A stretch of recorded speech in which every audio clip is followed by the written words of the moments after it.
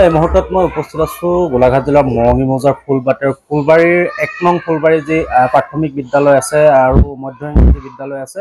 এই দুইখন বিদ্যালয়তে এতিয়া বান্দৰৰ উপদ্ৰৱত ত্ৰাহি মধুসূদন কৰিবলগীয়া হৈছে। ছাত্ৰ ছাত্ৰীসমূহৰ লগতে শিক্ষকসকলে ত্ৰাহি মধুসূদন কৰিবলগীয়া হৈছে, কাৰণ বান্দৰে আচলতে এই বিদ্যালয়খনত আহি বিভিন্ন আচবাব নষ্ট কৰাৰ লগতে টিংপাত ফুটাই চিলিং ভাঙি নষ্ট কৰিছে। মই প্ৰথমে সামগ্ৰিক পৰিৱেশ দেখুৱাবলৈ অনুৰোধ জনাইছোঁ। এই মুহূৰ্তত মই বিদ্যালয়খনত উপস্থিত আছোঁ আৰু সামগ্ৰিক পৰিৱেশটো মই ভিডিঅ'ষ্টক দেখুৱাবলৈ অনুৰোধ জনাইছোঁ। আৰু এনেদৰে এতিয়া এই বিদ্যালয়খনৰ লগতে এই অঞ্চলটোত আচলতে বান্দৰৰ উপদ্ৰৱত আচলতে সাধাৰণ ৰাইজে ত্ৰাহি মধুসূদন কৰিবলগীয়া হৈছে। আৰু এই কোঠাটোত যিহেতু চিলিংসমূহ ভাগি আছে, কিন্তু এই কোঠাটোতে ছাত্ৰ ছাত্ৰীসকলে অধ্যয়ন কৰিবলগীয়া হৈছে, কাৰণ এতিয়া উপায়বিহীন হৈ পৰিছে আচলতে শিক্ষকসকলৰ লগতে ছাত্ৰ ছাত্ৰীসকল। মোৰ লগত প্ৰধান শিক্ষকগৰাকী আছে, আমি তেখেতৰ সৈতে কথা পাতিবলৈ যত্ন কৰিম। দেখা গৈছে যে বান্দৰৰ উৎপাত এতিয়া দীৰ্ঘদিনে বাঢ়ি আহিছে সমগ্ৰ অঞ্চলটোত। বিদ্যালয়খনৰ আপোনালোকৰ বিভিন্ন আচবাব নষ্ট কৰা হৈছে। হয়, আমাৰ এই গোটেই অঞ্চলটোতে বান্দৰৰ যিটো প্ৰকোপ, বান্দৰে যিটো মানে অত্যাচাৰ কৰিছে, আচলতে আমাৰ বনৰীয়া হাতীৰ অত্যাচাৰটো আছেই। বনৰীয়া হাতীৰ উপদ্ৰৱ কৰে, কিন্তু বনৰীয়া হাতী আহিলে আমি গম পাওঁ আৰু আগতে মানে সচেতন হ'ব পাৰে ৰাইজ, কিন্তু বান্দৰৰ পৰা কোনো হাত সাৰিবলৈ উপায় নাইকিয়া হৈছে। এতিয়া আপোনালোকে দেখিছে যে আমাৰ এই বিদ্যালয়খনত যথেষ্ট ক্ষতি কৰি আহিছে।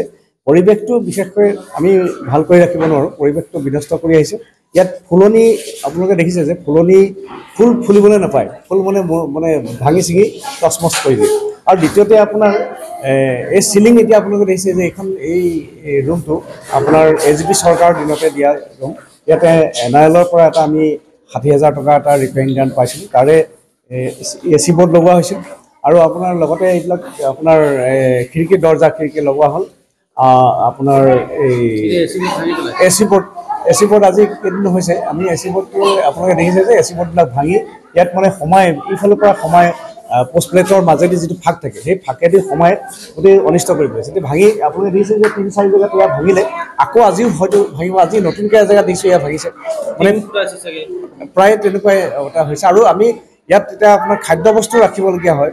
খাদ্যবস্তু ধৰক আপোনাৰ মধ্যাহ্ন ভোজনৰ কাৰণে চাউল ইত্যাদি অনিষ্ট কৰি দিয়ে। আৰু দ্বিতীয়তে আমাৰ খেতি কৰোঁ, যে আমাৰ মধ্যাহ্ন ভোজনৰ কাৰণে বিদ্যালয়খনৰ ছাত্ৰ ছাত্ৰীৰ কাৰণে খেতি কৰা হয়। খেতিবিলাক আমি প্ৰায় খেতি খাবলৈ নাপাওঁ, অনিষ্ট কৰি দিয়ে। ফুলি অহা যিকোনো বস্তুৱে একেবাৰে ধ্বংস কৰি দিয়ে। অমিতাটো একেবাৰে দেখিবই নোৱাৰে, অমিতাটো একেবাৰে হ'বলৈ নিদিয়ে, ইয়াত হ'বলৈ নাপায়। ৰঙালাও, অমিতা, বিভিন্ন ধৰণৰ খেতি আমি কৰিছোঁ, কিন্তু খাবলৈ নাই পোৱা। টিংটো আমাৰ ইয়াত বান্দৰে অনিষ্ট কৰে, বান্দৰে জঁপিয়াই টিঙৰ ওপৰত। যেতিয়া আপোনাৰ এই টিংটো আপোনাৰ লগোৱা বেছি দিন হোৱা নাই, টিংহে ফুটালে, টিঙৰ ওপৰত বহুত ডাঙৰ বান্দৰে যেতিয়া ৫০-৬০টা বান্দৰে যেতিয়া জঁপিয়াব, তেতিয়া আপোনাৰ টিংখিনিৰ ওপৰত ভয় থাকিব, পটুকা পৰি যায়, বেয়া হৈ যায়, আৰু পানী পৰে সেইফালে। এতিয়া উপায় নাইকিয়া হৈছে। টিং আপোনাৰ ২-৩ বছৰতে টিং বেয়া হৈ যায়, টিংটো ফুটাই দিয়ে আৰু তেনেকুৱা হৈছে।